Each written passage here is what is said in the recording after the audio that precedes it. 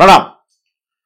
राज ठाकरे यांच्याविषयी आता भारतीय जनता पक्षात कुठलाच नेता काहीही बोलत नाहीये, अजिबात बोलत नाहीयेत. शिंदे देखील बोलत नाहीयेत. अजितदादांनी बोलायचा प्रश्नच नाही. अजितदादांच्या दृष्टीने मनसे हा घटक अस्तित्वातच नाही, ते मानतच नाहीत मनसेला अजिबात. त्यामुळे काय तुम्ही तुमचं करा, कारण माझा काही संबंध मनसेशी येत नाही. माझ्या कुठल्याही जागेशी मनसेचा संबंध नाही. ना मनसेची तिथे ताकद आहे, ना मला मनसेचं सहकार्य तिथे हवंय. उलट आहे की तुम्ही आता जर सक्ती केली महायुती म्हणून उद्या सहकार्य करण्याची, तर कारण नसताना आणि इच्छा नसताना. मी अजितदादांचं त्यांच्या सहकार्यांशी झालेलं गुप्त बोलणं आता गुप्त राहतच नाही ना. हल्ली सगळेजण एकतर रेकॉर्ड करतात आपापल्या मोबाईलवर, आणि दुसरी गोष्ट अशी की चॅलेंज दिलं की लगेच त्याचे व्हिडिओ बाहेर येतात ना, असे याचे पण येऊ शकतात. अजितदादांचं म्हणणं मनसेशी आणि राज ठाकरेंशी काय संबंध आहे आपला? आपल्याला कुठेही त्यांचा पाठिंबा नको. उलट हे महायुतीमध्ये त्यांनी झेंडे लावायला सांगितले, आणि तिथले जे त्यांचे बंदे असतील त्यांना घ्या स्टेजवर सांगितलं तर आपली अडचण होणार आहे. कारण त्यांना बघितलं की काही लोक बिथरतात. आहे ना, खरं आहे. मनसेच्या विरुद्ध सुद्धा एक वर्ग आहे समाजामध्ये, ते बिथरतात. मग राज ठाकरेंचा एक हट्टीपणा, हेकटपणा, एक दुसऱ्यांना शह देण्याची पद्धत, बोलताना तिरकस. बरं, अजितदादांवर ते वेळोवेळी जे काय बोललेत त्याचे व्हिडिओ सगळे समोर आहेतच ना. सुप्रिया सुळेंकडे मला तर वाटतं 30-40 व्हिडिओ असतील राज ठाकरेंचे, की ज्याच्यामध्ये त्यांनी अब्रू काढलेली आहे. फडणवीसांची काढली आहे, शिंदेची काढली आहे, अजितदादांची काढली आहे. ते येणार आहेत, लावरे तो व्हिडिओ. हे यावेळेला राज ठाकरेंचं वाक्य नसणार आहे, हे शरद पवारांच्या गटाचं असणार आहे, हे उद्धव ठाकरेंच्या गटाचं असणार आहे. संजय सांगतो ना, तो म्हणतो अनिल यांची 25 बघ कसं, यांचीच व्हिडिओ लावून आम्ही आता करणार आहोत. आणि करणार ते. त्याच्यामध्ये अजितदादांवर भयंकर बोललेले आहेत ते. त्यामुळे त्यांना ते गरज नाही. पण आता भारतीय जनता पक्षाचे नेते देखील 4-8 दिवस झाले अजिबात बोलत नाही. का बोलत नाही?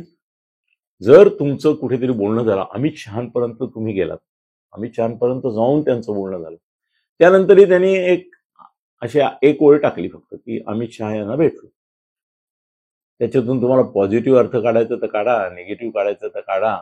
बाळा नांदगावकर आणि हे म्हणाले की साहेब घेतील तो निर्णय, आम्हाला मान्य आहे. ते तर गृहीतच आहे. तुम्हाला कधी अमान्य करण्याची ताकद, हिंमत किंवा शक्ती किंवा इच्छा आहे नाही ना. तुम्ही एक कसं आहे की जसे बाळासाहेबांचे काही निष्ठावान शिवसैनिक होते की त्यांच्याकरता ते जगायला मारायला तयार होते, त्यातले हे लोक आहेत.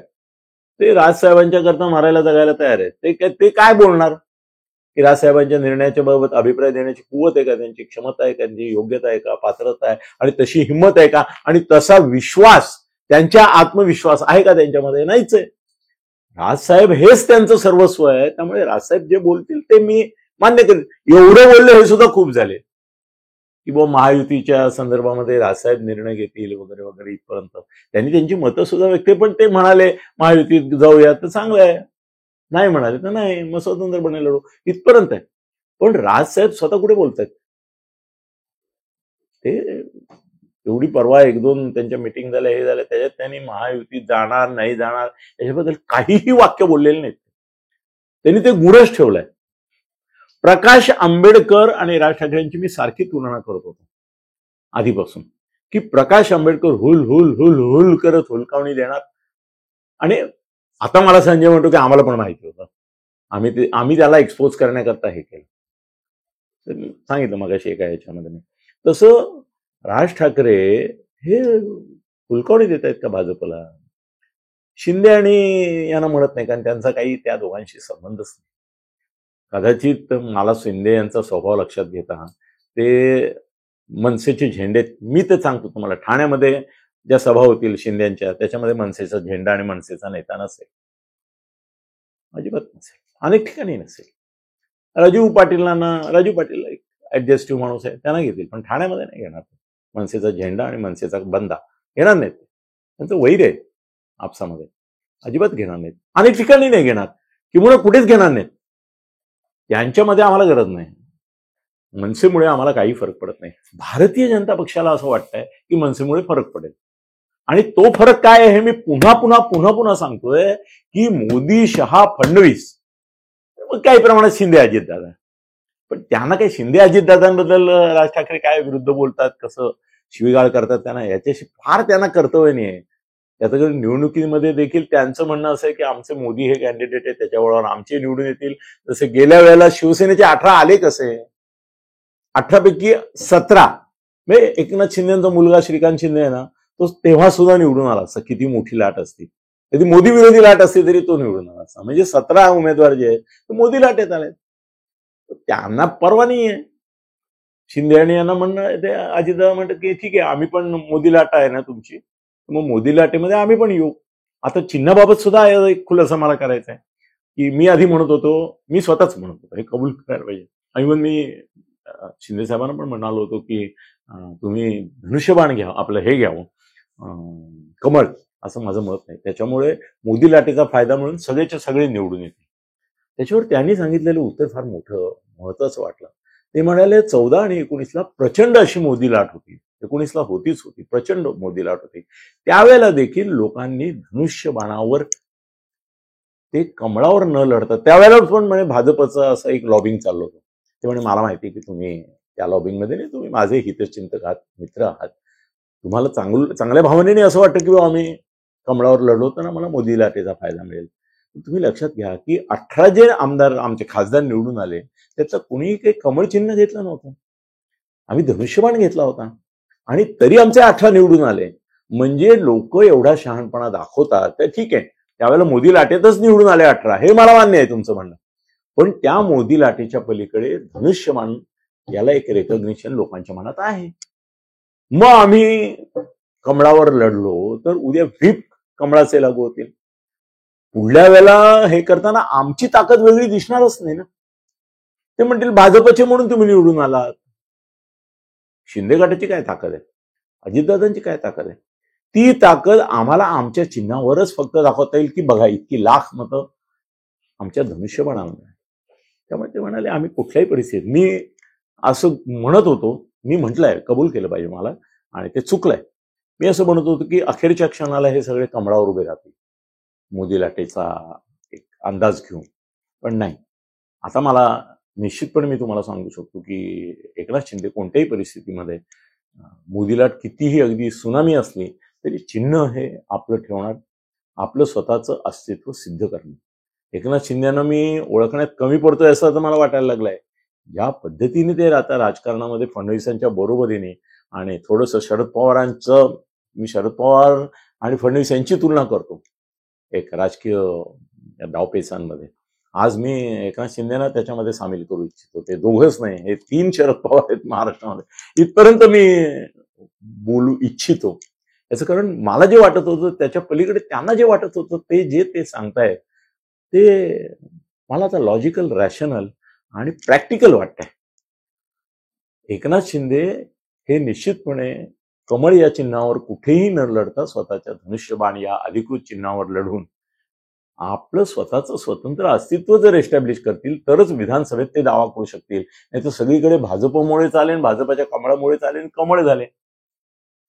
ते म्हणे, आता ते वाक्य सांगू का नको, पण असं कुणी उद्या म्हणायला नको विरोधकांनी की भाजपचं कमळ हे शिंदे आणि अजितदादांच्या चिखलात फुललंय. असं पण म्हणणारे लोक म्हणाले नाही, असं नको, हे त्यांचं कमळ असेल तर आमचं धनुष्यबाण, आमचंही चिन्हाचं पावित्र्य राहायला पाहिजे, महत्व राहायला पाहिजे. तर ठीक आहे, हा एक नवीन बातमी मी तुम्हाला जाता जाता देतोय की शिंदे आणि अजितदादा पण, मग शिंदे लढतायत म्हटल्यावर अजितदादा पण लढणार. त्यांच्या जे काय त्यांच्या वाट्याला 4, 2, 5, 6 काय जागा येतील ते अजून निश्चित मी सांगू शकत नाही. पण अजितदादांना अगदी थोड्या देणार आहेत, कारण अजितदादांच्या जागांबाबत फार अनिश्चितता आहे. त्यांच्या बायकोची सीट पडते म्हटल्यावर इतर सीटमध्ये काय, आता हे मी बोललो याच्या संदर्भात मी वेळोवेळी बोललोय, आणखीन बोलेनच वेळोवेळी. पण आपला मूळ मुद्दा जो आहे तो राज ठाकरे बोलतच नाहीयेत, हा आहे. याचं कारण असं आहे की राज ठाकरे द्विधा मनस्थितीत आहेत असं म्हणतात. त्यांना महायुतीबरोबर जायचं आहे, पण हे जाणं आपल्या मनसे सैनिकांना कितपत आवडेल याच्याबद्दल शंका आहे. आता कसं आहे ना, 19 पासून ह्या मोदी शहांवर टीका करायची एकही संधी अजूनपर्यंत आली आता परवापर्यंत शहांची भेट होईपर्यंत त्यांनी सोडली. महाराष्ट्र सरकारला सुद्धा त्याने अपयशी ठरवणं, आणि एकंदर तुच्छ लेखणं आणि या सरकारने काय केलं असे प्रश्न विचारणं, वारंवार धारेवर धरणं, वारंवार त्यांना हे करणं, हे इतकं केलेलं आहे की मनसे सैनिकांची एक मानसिकता निर्माण झाली आहे ती भाजपच्या विरोधात आहे, शिंदेच्या विरोधात आहे, अजितदादांच्या तर आहेच आहे, ती सगळ्याच पक्षांमध्ये आहे. पण यांना एवढं आपण सोलून काढलं त्यांच्या भाषेत, कातडी सोडली ज्यांची, त्यांनाच आपण पांघरुणं घालणार का किंवा नवी कातडी पांघरून त्यांच्याशी बोलणार का, हा एक त्यांच्या पुढला प्रश्न आहे. दुसरं, 1-2 जागा मिळाल्या 48 पैकी, हे त्यांना अजूनही आपल्या सैनिकांना कसं पटवून द्यायचं, चाहत्यांना, समर्थकांना, हे त्यांच्या लक्षात येत नाही. एका किंवा दुसऱ्या जागेकरता 47-46 जागांवर आपण त्यांना पाठिंबा देणार, हेही त्यांना तितकंच अजून पचनी नाही पडत. त्यांच्या लोकांनाही असं वाटतंय की एखाद दुसरी जागा म्हणून नकोच ना आपल्याला जागा. आपण गेल्या निवडणुकीत कुठे उमेदवार उभे केले होते, आणि लोकसभा हे आपलं क्षेत्रच नाही, आपलं विधानसभा आहे. आत्ता झाकली मूठ 1.25 लाखाची काने ठेवायची की मनसेचा उमेदवार उभा केला तर त्याला किती मतं पडली, आणि मोदी लाटेत सुद्धा तो जर आला नाही, मोदी लाटेचा फायदा जर त्याला मिळाला नाही, अमराठी मतं जर विरोधात गेली, समजा साऊथ मुंबईची जागा दिली नार्वेकरांच्या ऐवजी बाळाला दिली, आणि बाळा जर पडला, भाजपवाल्यांनी विश्वासघात केल्याशिवाय पडणार नाही हे खरं आहे, पण केला तर महाराष्ट्रामध्ये एकही जागा तुमची येत नाही, असं एक वातावरण तयार होईल. म्हणजे आतापर्यंत लोक एवढंच म्हणत होते की तुम्ही निवडून आणले तरी ते तुमच्याबरोबर राहत नाही, हा कुठला तरी तुमचा स्वभाव दोष आहे. पण मुळामध्ये तुम्हाला बेसच नाही, असं तरी झालं तर विधानसभेतलं बार्गेनचं काय होईल? विधानसभेत मग तुम्ही कशा जागा मागणार? विधानसभेत तर तुमची अपेक्षा अशी की 50 जागा मिळाव्यात, मग 25, 30, 40 आपण जिंकाव्यात, मग त्याच्या सहाय्याने मध्ये बसून महाआघाडी आणि महायुती या दोघांनाही मनसेशिवाय पर्याय नाही अशी स्थिती निर्माण व्हावी. ते सगळी स्वप्न बाजूला राहतील ना. त्या सगळ्या पेचातून ते अजून बाहेर नाही आलेले. पण मला असं वाटतं की शहा कुणालाही जेव्हा भेटतात तेव्हा ते साम दाम दंड भेद या 4ही शस्त्रांचा, अस्त्रांचा वापर करतात. तो त्यांनी, आणि त्यांचा स्वभाव आहे तो तसा, तो कुणाही बाबत करतात. त्यांनी एकनाथ शिंदेबाबत केला हे मला माहिती आहे. एकनाथ शिंदेच्या बाबतीत सुद्धा शहांनी साम दाम दंड भेद हे 4ही प्रकार वापरले. त्यातला दंड आणि भेद हे दोन्हीही पर्याय त्यांनी दाखवून दिले कशा प्रकारे आहे ते. त्याच्या हकीकती आता कटुता नको भाजप आणि शिंदे गटात म्हणून मी सांगत नाही, पण शहांचं संपूर्ण वागणं हे त्यांच्याशी समर्थनीय होतं असं नाही. अजितदादांचं काही कळलंच नाही कधी. पण शिंदेना सुद्धा फार काय म्हणतात त्याला, सुखद अशा पद्धतीने हा हनीमून झाला नाही. पण जाऊ द्या, आज तो विषय नको.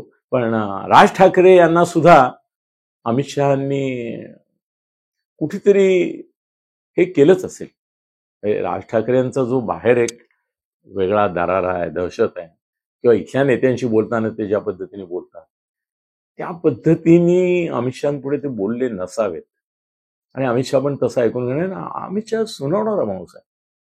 तो समोरच्याला आधी लोळवतो, मग घोळवतो, आणि मग काहीतरी चाळवतो, खेळवतो. असं सगळं अमित शहाचा प्रकार आहे. आणि ते सगळ्यांशी खेळलेले आहेत. असे जे लोक त्यांच्या माध्यमातून भाजपमध्ये गेले किंवा भाजपशी कुठेतरी संगनमत केलं, त्या प्रत्येकाचा हा अनुभव आहे की अमित शहापुढे अवघड असतं. त्यांची स्टाईलच अशी आहे वेगळी की त्या आवाजामध्ये काही अंशी बाळासाहेबांशी साम्य आहे त्यांचं, अमित शहाचं, की त्याच्यामध्ये प्रेमादर युक्त असा तो माणूस वाटत असताना त्याची दहशत काही कमी नसते. आणि ते सूचित करतात, काय करू शकतात हे सूचित करतात. हे जर त्यांनी शिंदेनं सूचित केलं होतं, अजितदादानं केलं असेल, केलंच असणार, कारण अजितदादा उलट पकडले गेले होते. शिंदेवर निदान असे तऱ्हेचा काही आरोप झाला नाही कधी. पण संजय करतो त्याला काही अर्थ नसतो.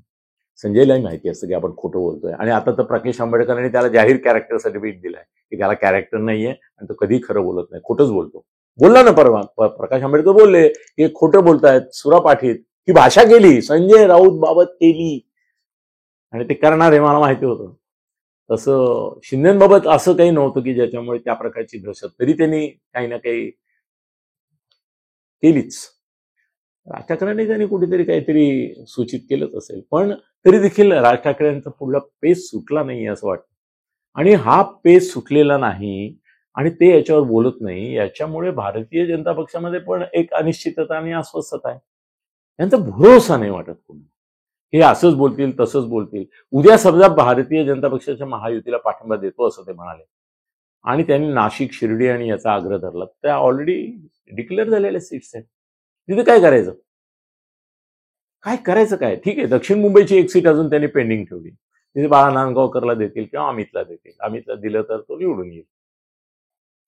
पण 3 जागांच्या वर मी उमेदवार घोषित करतो आणि परत आता तर उद्धव ठाकरेंनी नाही का केले होय, काँग्रेसच्या जागी पण केलेच नाही. तर त्यांनी सांगितलं की 3 जागा मला पाहिजेत, आपल्याला 3 मिळणार आहेत. कुठून देणार आहे? त्यांच्याकडे कोट्यामध्ये एकच जागा आहे त्यांच्यासाठी, 3 नाहीच आहेत. दुसरी सुद्धा ओढून दाळून कोणाची तरी उचलून द्यायला लागणार आहे. म्हणजे संघर्ष अटळ आहे. पण जर ते असं म्हणाले की आम्ही कंडिशनल देतो, उद्या जर यांनी असं केलं तसं केलं तर मग आमच्याशी गाठ हे लक्षात ठेवायचं. बाळासाहेबांची भाषा होती भाजपला. ज्या पद्धतीने बाळासाहेबांनी कायम धारेवर धरलं भाजपला, तेव्हा सुद्धा ते कमळाबाई म्हणत होते. हे सुद्धा कुठल्या क्षणी कमळी म्हणतील याचा गॅरंटी नाही राज ठाकरे. त्यामुळे या कमळीला सुद्धा भीती आहे की आपण हा तिसरा दादला करतोय खरा. हे भाजपची द्रौपदी होतीये परवा मला म्हणाले एवढे नवरे करतायत ते. महादेव जानकर पण यांचा नवरा म्हणून एक पार्टी म्हणजे एक नवरा असं तरी सांगितलं. तर म्हणाले याला किती नवरे होत आहेत ते सगळ्यांची. त्यांना 4 बायका आहेत असं म्हणजे मी आता म्हणालो त्यांनाच 4-5 नवरे आहेत. ते द्रौपदी आहे भाजपची. एनिवे राज ठाकरे हे खूप अनिश्चित, अनप्रेडिक्टेबल असं व्यक्तिमत्व आहे. त्यामुळे त्यांचं भाषण होईपर्यंत खरोखरच भाजपवाले सुद्धा श्वास रोखून असणार. शिंदेना एवढी त्याची काही पडलेली नाहीये. एक ठाणा आणि कल्याणमध्ये थोडंसं मदत किंवा विरोध, पण ते ठाण्यामध्ये तर विरोधच करणार. म्हणजे वरतून जरी आदेश आला तरी ठाण्यातले मनसे सैनिक मला नाही वाटत की शिंदेच्या बरोबर जातील. पण कल्याणमध्ये राजू पाटील राज ठाकरे यांची परमिशन घेऊन मदत करतील. बाकी राज ठाकरे हे गूढ व्यक्तिमत्व आहे आणि ते अधिक रहस्यमय होत चाललंय. एवढंच खरं. धन्यवाद. खळबळजनक गौप्यस्फोट म्हणजेच यूट्यूब चॅनल अनिल थत्ते गगनभेदी. खळबळजनक गौप्यस्फोट म्हणजेच यूट्यूब चॅनल अनिल थत्ते गगनभेदी.